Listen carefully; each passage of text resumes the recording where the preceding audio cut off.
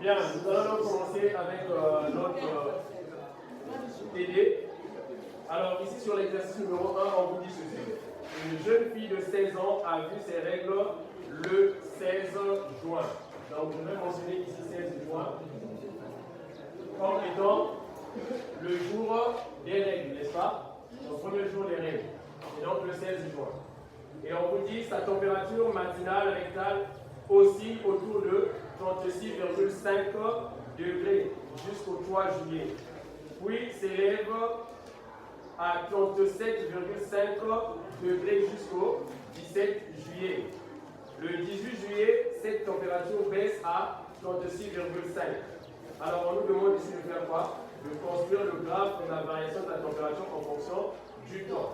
Donc ici, nous allons commencer.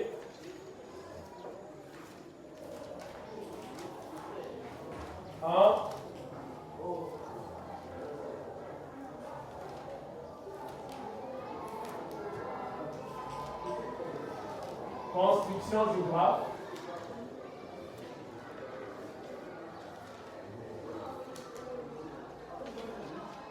de la température.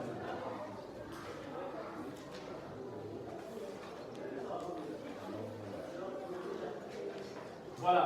Alors, d'après le cours, nous connaissons tous comment nous allons effectuer le graphe sur la température, n'est-ce pas? Donc, je vais faire ceci.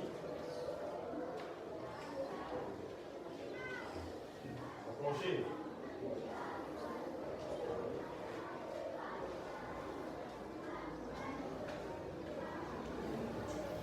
Là, j'aurai la température.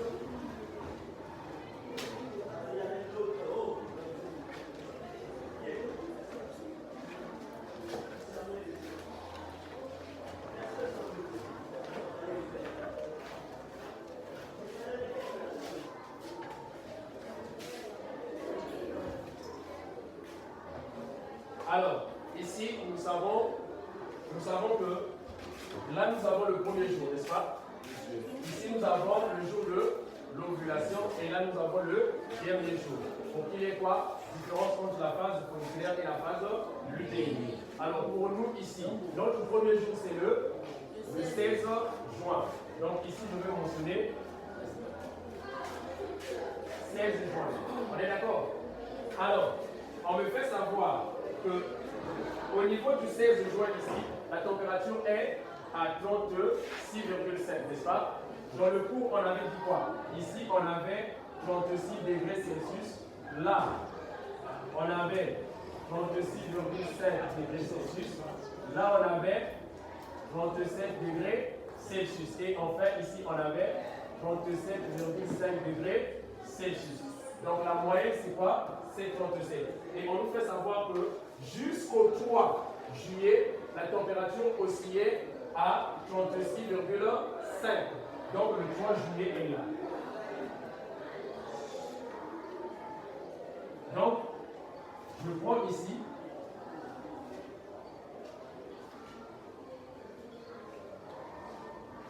voilà ce que j'ai.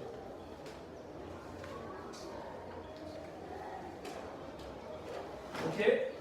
Jusqu'au 3 juillet. Et ensuite, l'exercice me dit, puis s'élève, n'est-ce pas, à 37,5 degrés jusqu'au 17 juillet. Donc, pour moi, le 17 juillet se trouve là.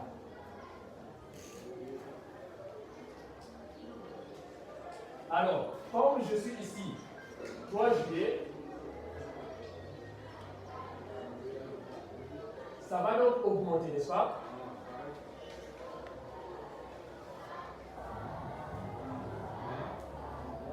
Voilà, jusqu'au 17 juillet.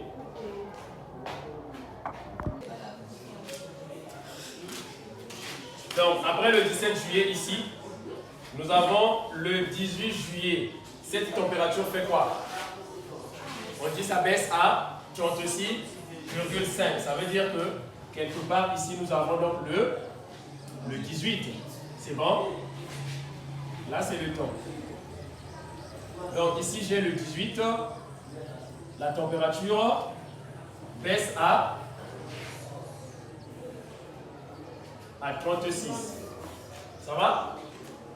Voilà un tout petit peu ce qu'on nous demande en ce qui concerne la courbe ou le graphe sur la température interne. Alors, au 2, qu'est-ce qu'on nous dit? Durée du cycle. Alors ici, nous savons que pour déterminer la durée du cycle, nous devrions donc prendre le premier jour des règles, premier jour des prochaines règles, moins 1. Alors le premier jour des règles ici, c'était quand? Lorsque nous lisons ici, le 16 juillet, n'est-ce pas? Et le 16 juin, pardon. Donc ici, je vais mettre quoi? 16 juin, c'est bon? Je vais continuer. 17, 18, 19, 20, 21, 22, 23, 24, 25, 26, 27, 28, 29, puis 30. Le mois de juin s'arrête le 30 et on rentre en juillet. Donc ici on aura quoi? 1er juillet, 2, 3, 4, 5, 6, 7, 8, 9, 10, 11, 12, 13, 14, 15, 16 et 17 juillet. On est d'accord? Le 18 ici, il y a quoi? Il y a chute, n'est-ce pas? De la température, le 18.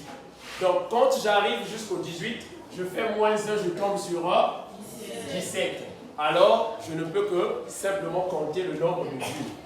Donc j'ai 1, 2, 3, 4, 5, 6, 7, 8, 9, 10, 11, 12, 13, 14, 15, 16, 17, 18, 19, 20, 21, 22, 23, 24, 25, 26, 27, 28, 29, 30, 31, 32.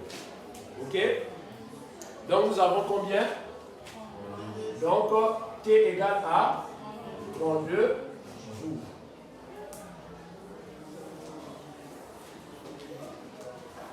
Voilà ce que nous avons.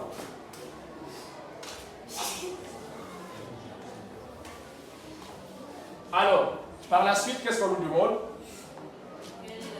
La date probable de l'ovulation.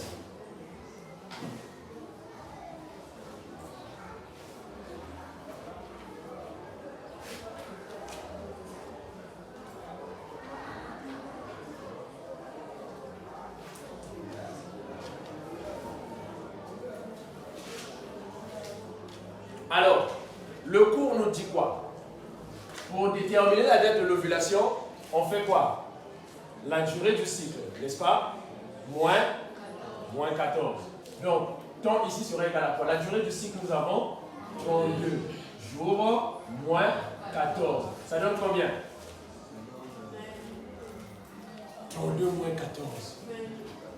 Non, ça donne 18 heures. Alors, donc j'aurai 18, ça va? Donc, le 18e jour, on va tous compter, n'est-ce pas? Donc ici, 1, 2, 3, 4, 5, 6, 7, 8, 9, 10, 11, 12, 13, 14, 15, 16, 17 heures. Le 18e jour, c'est le 3 quoi? Le 3 juillet. Voilà donc la date probable de l'ovulation. Et lorsque nous regardons sur le graphe, le 3 juillet est bel et bien là où il y a eu quoi? Changement de température. Donc, ça vérifie exactement que nous sommes sur la bonne voie, n'est-ce pas? Ensuite, on nous demande de faire quoi? 4. Déterminer la date probable de ces prochaines règles.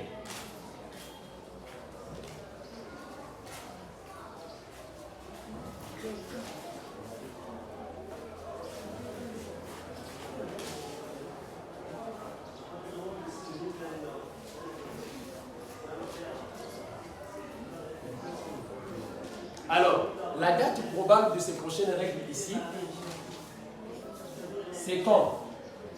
C'est aussi simple que ça, non?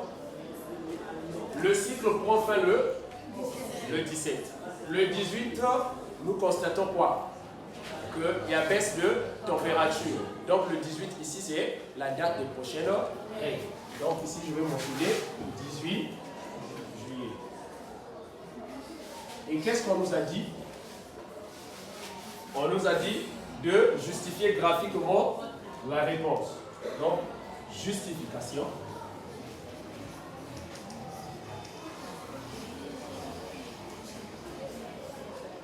Alors, qu'est-ce que nous allons dire ici? Le 18, il y a eu quoi? Chute de la température.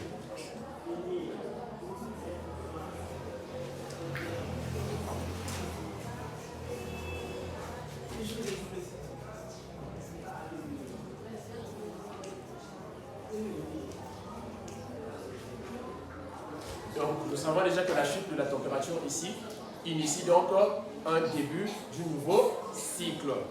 Et après, on vous dit quoi? Qu'aurait signifié pour elle une température de 37,5 degrés après le 17. Ça veut dire, après le 17 ici, au lieu que la température descende au niveau de 36,5 là, mais la température est toujours au niveau de 32. Non, on parle de 37,5, n'est-ce pas? Ça veut dire que la température aussi toujours là. Qu'est-ce que nous allons conclure? Qu'elle est enceinte. Très bien.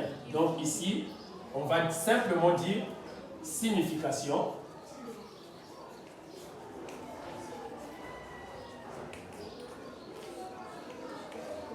On dira ici que cette jeune fille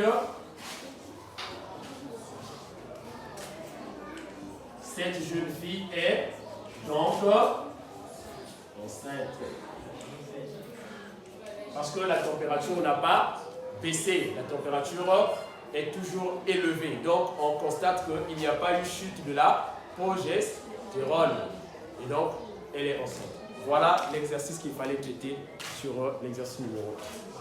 Vous pouvez rentrer.